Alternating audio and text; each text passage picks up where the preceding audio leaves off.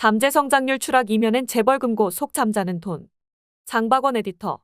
한국의 잠재 성장률이 점점 하락하는 이유는 뭘까? 한두 가지 이유로 설명할 수는 없지만 재벌 기업들이 사내 유보금을 쌓아두기만 하고 모험적인 투자를 꺼리는 경영도 하나의 원인으로 볼 수 있다. 잠재 성장률을 결정하는 3대 요인은 노동과 자본, 총요소 생산성이다.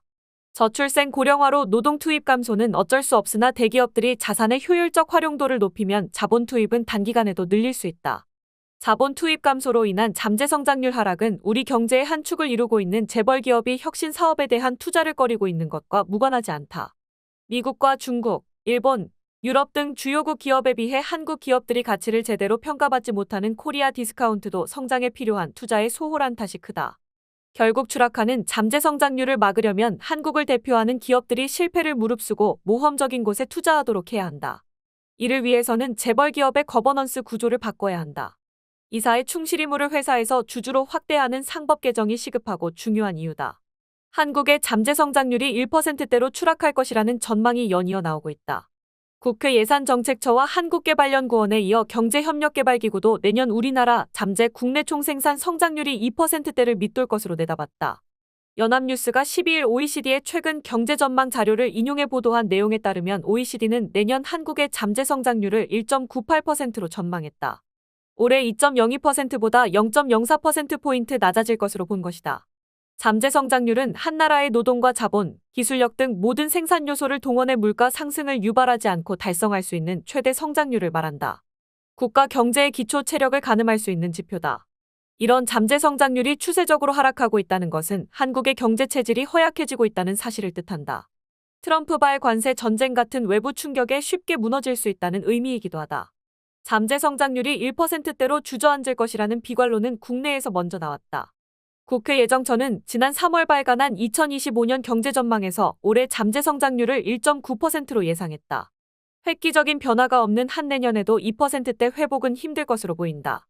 KDI는 지난 8일 발표한 잠재 성장률 전망과 정책적 시사점 보고서에서 비슷한 견해를 내놓았다. 올해부터 1%대 후반으로 하락하고 2040년대 후반에는 0%대로 내려갈 가능성이 있다는 게 주요 내용이다. 문제는 한국의 잠재 성장률 추락 속도가 OECD 회원국과 비교해 과도하다는 점이다. 2017에서 2026년 10년간 한국의 잠재 성장률은 3.00%에서 1.98%로 급락했다. 하락폭이 1.02%포인트에 달했다.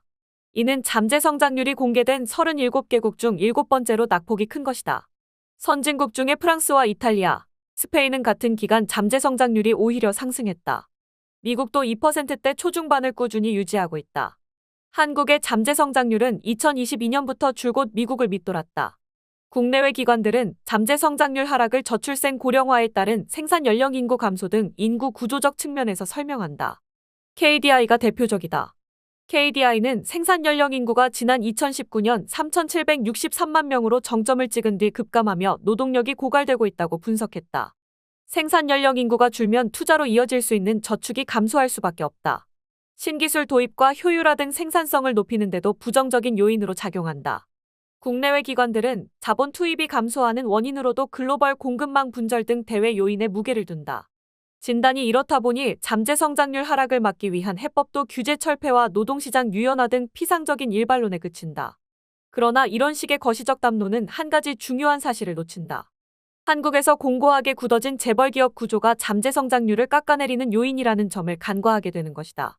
상당수 재벌기업은 사내 유보금을 쌓아놓기만 하고 적극적으로 투자하려고 하지 않는 모습을 보이고 있다.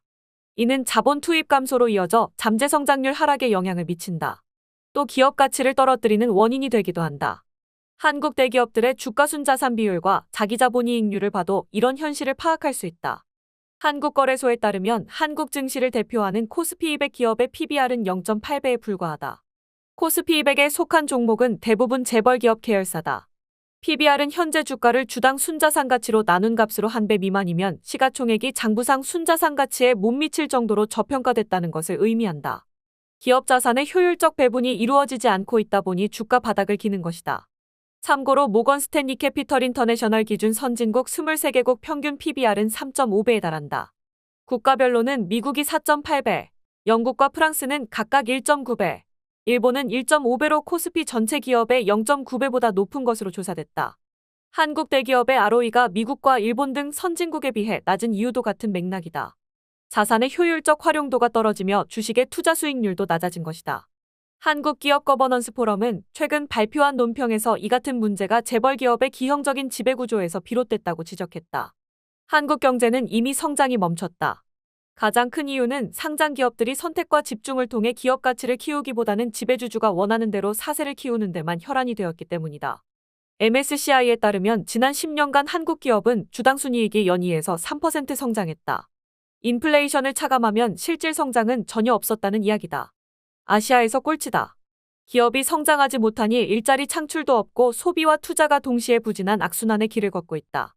포럼은 이 문제를 해결하기 위한 7대 과제를 6월 4일 출범하는 새 정부에 제시했다. 상법 개정 통한 이사의 주주 충실 의무 도입과 경영권 방어 수단으로 전락한 자사주 소각 의무화, 자회사 상장의 원칙적 금지, 집중투표제 의무화 등이 그것이다. 이 중 가장 시급하고 중요한 과제는 이사의 충실 의무를 회사에서 주주로 확대하는 상법 개정이다. 법 개정을 통해 일반 주주에 대한 이사의 책임의식과 이사회의 독립성이 강화되면 지배주주인 총수 일가 눈치를 보지 않고 사내 보유 자금을 기업 성장에 적극 투자할 수 있다. 이는 한국 경제 전체로 보면 자본 투입을 늘려 잠재 성장률 추락을 막는 방파제 역할을 할 것이다.